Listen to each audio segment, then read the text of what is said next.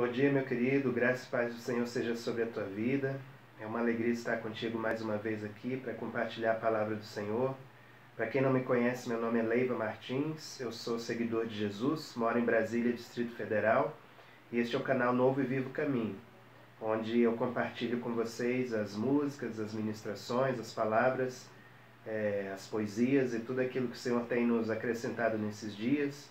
Um pouquinho das minhas andanças também profissionais, tudo está aqui nesse canal para edificação de todos. E nós estamos seguindo na nossa leitura bíblica anual, no livro de Levítico, terceiro livro da Bíblia. Essa leitura nós fazemos em comum na nossa congregação aqui em Brasília. E todas as segundas-feiras eu compartilho aqui no canal o trecho da leitura que mais me chama a atenção. E hoje, dia 7 de fevereiro, eu quero compartilhar contigo, no livro de Levítico, o capítulo 25. Né? Esses capítulos, eles falam sobre as festas fixas do povo de Israel. As festas que Deus havia ordenado que anualmente o povo fizesse. Que eram três, basicamente: a Páscoa, o Pentecostes e a Festa dos Tabernáculos. Mais na frente na história do povo, na época do cativeiro babilônico, foi instituída uma quarta festa, festa do Purim. Né? Mas no tempo ainda antigo de Israel, era Páscoa, Pentecostes e Tabernáculos. E além dessas festas, esse trecho da Palavra de Deus, ele fala de alguns períodos especiais de descanso. Ele fala de 7 em 7 anos, o ano sabático para a terra, né? Que em hebraico se chamava Shemitah, o ano Shemitah, o ano do descanso para a terra. E após 49 anos, ou seja, 7 vezes 7 anos, existia o 50º ano, que era o chamado ano do jubileu. Né? Então, o ano do jubileu, além de ser um ano Shemitah, ele também tinha características especiais que nós vamos meditar aqui hoje um pouco. Então, é justamente esse ano do jubileu que me destacou na leitura de hoje. Né? E antes de entrar no comentário do ano do jubileu, quero comentar um pouco sobre essa questão das festas fixas, né? E desses períodos especiais de celebração e de adoração ao Senhor. Se você parar para observar, o Senhor ele colocou ciclos na vida de todo mundo, né? Ciclos diários, ciclos semanais, ciclos mensais, ciclos anuais e ciclos, né, diferenciados de muitos anos na vida de todo mundo. E Ele quer que a gente sincronize e dependa dEle nesses ciclos. Que a gente tenha o hábito de olhar para a nossa vida dentro desses ciclos. Né? Então pense um pouco, como você quer estar daqui a uma semana? Como você quer estar daqui a um mês, daqui a 4 meses, daqui a um ano, daqui a 7, ou mesmo daqui a 50 anos? Né? Como alguns povos indígenas no Brasil fazem e falam, né? Um plano de vida que dura 50 anos. Como você quer estar daqui a 50 anos? Então, essa questão dos ciclos, ela nos faz refletir sobre esses horizontes de tempo, onde a gente pode se programar, onde a gente pode estabelecer alvos, depender de Deus para estabelecer esses alvos e correr atrás para alcançá-los. Né? Então, os ciclos falam disso, essas festas, elas falam disso. Festas eram ajuntamentos santos, onde, parafraseando e já trazendo uma aplicação para os dias de hoje, toda vez que nos reunimos, como Paulo disse, um tem salmo, outro tem doutrina, outro tem revelação, outro tem outra língua, tudo seja feito para edificação. Quando nós nos reunimos, ali é uma reunião de poder. Né? Toda reunião do povo de Deus, ela tem que ser uma reunião de poder. Ela tem que ser uma reunião de compartilhar poder de Deus. Tem que ser uma reunião onde o corpo se move, o corpo se edifica, o corpo se ajusta, o corpo se fortalece mutuamente, é empoderado com o poder do Espírito Santo e dali ele dispersa de novo, não espiritualmente, ele dispersa fisicamente para que vá por todo mundo, pregue o Evangelho a toda criatura, mas empodera, dispersa e ministra, e depois volta. Então isso também é um ciclo saudável, né? De ida e volta para um lugar de refúgio, de cura, de restauração e de sermos cheios do Espírito Santo. Então o Senhor deseja que esses ajuntamentos na nossa vida sejam ajuntamentos para enchimento do Espírito Santo. Agora eu quero comentar contigo, passando para essa questão do ano do descanso, o ano sabático primeiro, né, que era esse de 7 em 7 anos, como eu falei, o ano Shemitah, no hebraico. Então, era o ano do descanso para a terra. Não havia plantio, não havia semeadura, não havia tratos culturais na terra, né, mas ela era deixada de pousio para um descanso, uma reciclagem, uma recuperação das suas forças, né? E com isso, duas coisas aconteciam. Primeiro, a Bíblia diz que no 6º ano, ou seja, no ano anterior ao do descanso, a colheita seria suficiente para 2 anos, né? Seria uma colheita de abundância. Então isso exercitaria a fé no Senhor, de que o Senhor vai prover, de que o Senhor vai dar. Isso é um exercício de fé. E a segunda é uma aplicação prática e biológica até dessa recuperação natural das qualidades, da fertilidade do solo e tudo isso, que é um princípio usado até hoje, principalmente na agroecologia, nas agriculturas tradicionais. Existe essa questão do pousio e da recuperação natural do solo, né? Trazendo para a realidade espiritual, o ano sabático, né? O Shemitah para a nossa vida significa um ano de mudança, um ano de reflexão, um ano de desacelerar as coisas para entrar num novo ciclo. Eu não sei se você consegue olhar dessa forma, mas 2020, 2021 foram anos assim, né? Foram anos que quem soube aproveitar se reciclou, se reinventou, abandonou coisas antigas, adquiriu coisas novas, capacidades novas, fez para si uma nova roupa para viver daqui para frente. Nós estamos ainda vivendo um final de Shemitah, né? E nesse sentido, né, como humanidade mesmo. E se você souber ainda aproveitar, você ainda consegue se reciclar e se preparar para o próximo trecho de caminhada, né, que nós teremos como humanidade. E eu digo como discípulos de Jesus, como cristãos em cima dessa terra. Nós temos desafios a enfrentar, nós temos um reino a estabelecer, e é preciso que a gente esteja reciclado, revigorado, reanimado, reavivado para estabelecer esse reino na nossa geração. Então, Deus nos permitiu passar por isso, para que a gente se recicle e vá adiante na força e no poder do Espírito Santo. Aleluia. Então, são tempos de ajuste, tempos de repensar, de reconfigurar a vida. É isso que nós estamos vivendo. Ainda dá tempo. Amém? No calendário judaico, nós estamos no ano Shemitah, né? Agora eu estou falando de cronologia mesmo, de relógio. Esse ano de descanso iniciou em setembro de 2021 e vai até setembro de 2022. Então, um ano de descanso para a terra e de mudança de ciclo, né? E eu acho que quem tem ouvidos espirituais vai perceber que mudanças no povo de Israel implicam em mudanças nos povos em geral, e principalmente no povo de Deus espalhado na face da terra. Então, se prepare para ser reciclado pelo Senhor neste ano, até setembro do ano que vem, deste ano agora, 2022, né? Se prepare para ser reciclado, ser remexido, ser removido das suas bases pelo Senhor. Renovar a sua mente, para que você possa ver o reino de Deus. Esse é o desafio que o Senhor tem para esse ano, para cada um de nós. Então esse é o ano Shemitah, de 7 em 7 anos. E agora eu quero falar um pouco sobre o ano do jubileu, que era esse ano, após 49 anos, o 50º ano era o do jubileu. E era um ano inteiro dedicado ao Senhor. Então, tinha três características principais. A primeira eu já falei, a terra não era semeada.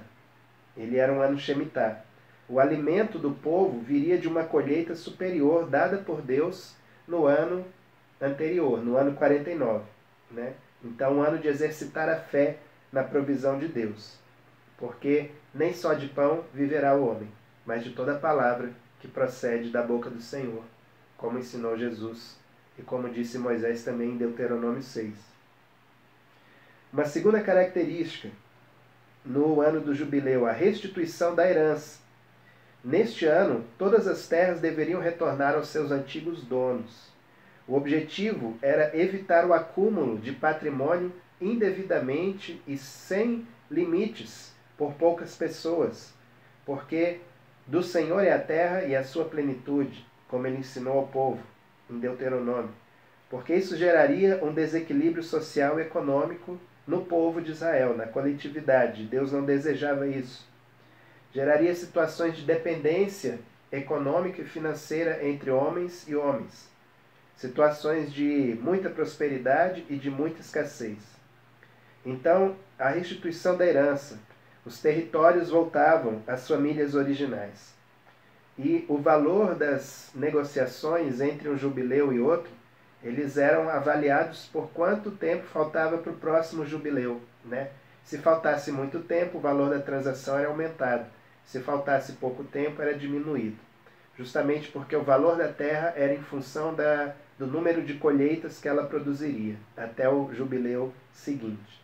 Né? Então, a terra não podia ser vendida perpetuamente. Se existe algum conceito mais radical de reforma agrária, eu não conheço. Né? Uma pena que o povo de Israel não foi fiel plenamente a esse conceito, porque senão eles seriam, até hoje, um povo revolucionário na face da terra. Né? Uma reforma agrária instituída e ordenada por Deus e gerida por Deus num ciclo de longo prazo, de 50 em 50 anos, com base na propriedade e no trabalho familiar. Pense sobre isso. Imagina que revolução que seria, né, se o povo de Israel tivesse adotado isso integralmente, obedecido integralmente esse dispositivo da lei. Então, a restituição da herança. Então, toda a área, hoje, que a gente pode dizer área rural, obedecia a esse quesito, exceto nas cidades moradas, que a gente pode chamar hoje de área urbana, não obedecia isso, mas nas áreas rurais, sim. Então, seria uma revolução. Um outro dispositivo do ano do jubileu, a proclamação de liberdade. Então, naquela época existia escravidão humana. Até hoje existe, né? A gente sabe. Mas, enfim, como instituição mesmo, social, né? Existia essa escravidão humana, inclusive entre hebreus. Então, nesse ano do jubileu, os escravos hebreus eram declarados livres, bem como aqueles que tinham dívidas impagáveis. E normalmente, uma das motivações que levava a pessoa a se tornar escravo era justamente as dívidas impagáveis. Então, a pessoa tinha o perdão das dívidas e a liberdade restituída. Aleluia! Ninguém poderia ser escravo para sempre. Então, tudo era perdoado. E aqui tem uma lição da dignidade humana, pessoal, sendo restaurada no ano do jubileu. Então, eram dispositivos que visavam o bem-estar e a prosperidade de uma maneira equitativa no meio do povo de Israel. Né? A liberdade restituída, a dignidade da pessoa humana restituída, as heranças territoriais restituídas, e assim o povo como um todo cresceria de uma forma mais harmônica e com menos discrepância entre pobres e ricos. Né? Uma pena que o povo de Israel não aplicou na integralidade esses dispositivos. Tanto que os profetas, principalmente Isaías, Amós e Miqueias, clamaram fortemente contra o povo contemporâneo seu, que acumulavam casas e casas até se tornarem os únicos senhores sobre toda a terra, que espoliavam a herança dos pobres, moíam a face dos pobres, né? Uma expressão muito dura, né? que Amós usou sobre isso. Então, justamente porque havia uma acumulação injusta e gananciosa de bens, né, nos reinados tanto de Israel como de Judá. Essa foi uma das causas do cativeiro tanto de Israel no norte como de Judá, o reino do sul. Isso ensina para nós, cristãos do Novo Testamento, o valor da partilha. Então, aquela comunhão de bens que a igreja primitiva tinha, de certa forma, era uma restauração desse jubileu.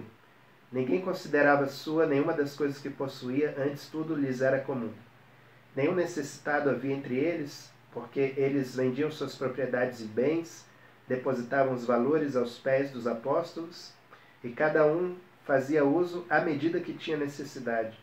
Então, ao mesmo tempo que tinha um desprendimento de vender e doar, havia uma consciência, um temor do Senhor de fazer uso conforme a sua real necessidade, e não com ganância ou com aproveitamento de bens que lhe foram ofertados por outras pessoas.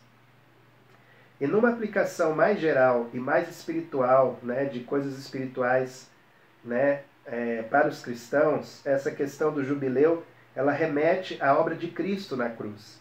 O que Cristo fez na cruz por nós, na sua morte.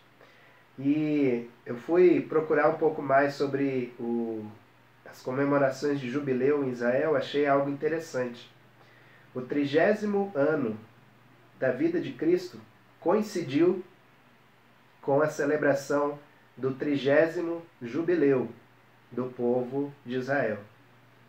Então, quando a gente vê Cristo dizendo, lá em Lucas 4, 16 a 21, ele citando Isaías 61, o Espírito do Senhor está sobre mim, pelo que o Senhor me ungiu, para proclamar libertação aos cativos, restauração de vista aos cegos, pôr em liberdade os algemados, apregoar o ano aceitável do Senhor e o dia da vingança do nosso Deus, colocar sobre Sião uma coroa, sobre aqueles que estão de luto em Sião uma coroa, ao invés de cinzas, vestes de louvor, ao invés de espírito angustiado, a fim de que se chamem carvalhos de justiça, plantados pelo Senhor para a sua glória.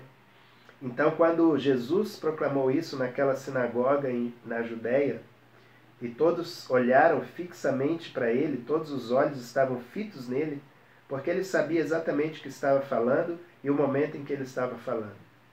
Ali começou o ministério de caráter público de Jesus com aquela proclamação. Então era justamente no tempo certo de Deus que ele começou a sua obra terrena. O jubileu, o ano de proclamar restituição. Então, em Cristo, nós temos restituição da nossa herança espiritual. Nós não ficamos mais abandonados sem o nosso território espiritual, sem a nossa vida espiritual. Nele nós somos feitos filhos de Deus. As bênçãos espirituais nos alcançam. As bênçãos que o pai da fé, Abraão, herdou de Deus, as bênçãos que Cristo herdou do Pai, nós recebemos. Nós somos instituídos por essa herança. Não somos mais condenados a viver, repetir e morrer nas maldições dos nossos pais terrenos. O fútil legado dos pais terrenos nós deixamos em Cristo. E dele nós recebemos uma nova herança como filhos e filhas de Deus. Aleluia! Romanos 8 diz que se somos filhos, somos também herdeiros de Deus e co-herdeiros com Cristo. Aleluia! Aleluia! Então, restituição da herança espiritual. Em Cristo também nós temos provisão para as nossas necessidades.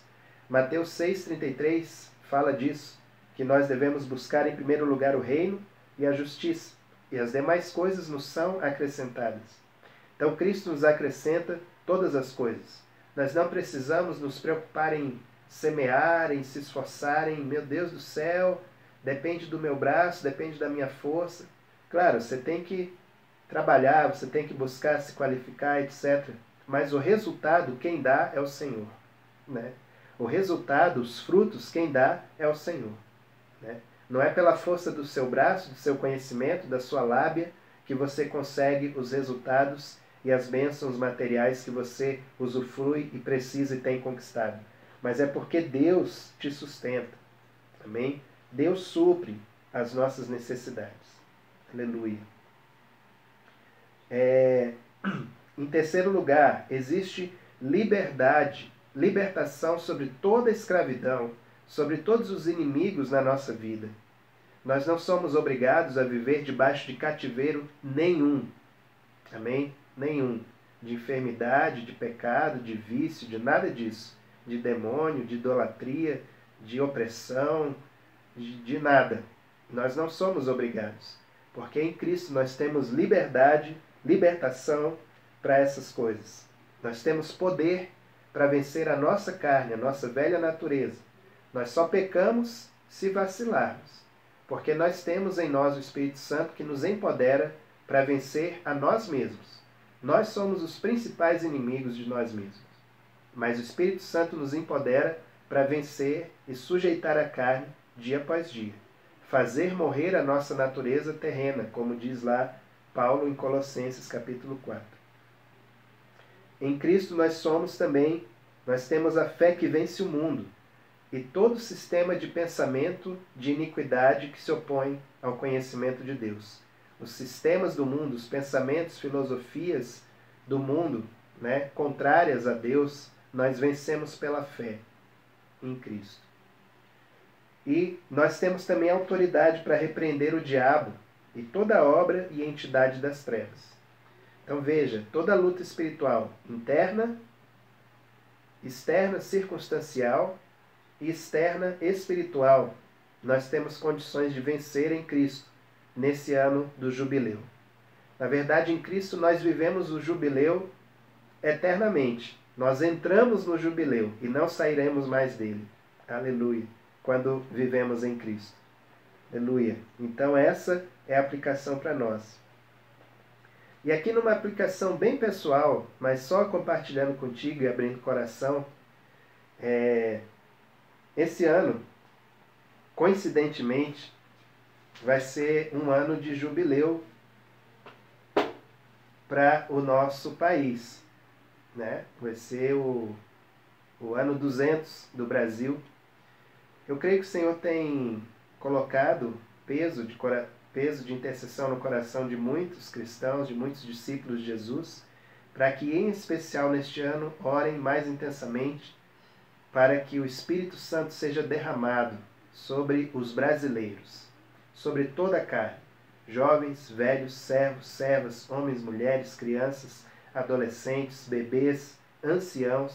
O Espírito Santo seja derramado abundantemente sobre todos os brasileiros, sobre os cristãos, para que sejam avivados, sobre os que não conhecem a Cristo, para que conheçam a Cristo.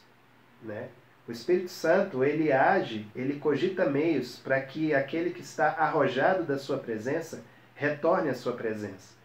Então, que o Espírito Santo seja derramado sobre aqueles que hoje estão longe da presença de Deus, que um dia já conheceram o Senhor, mas estão frios.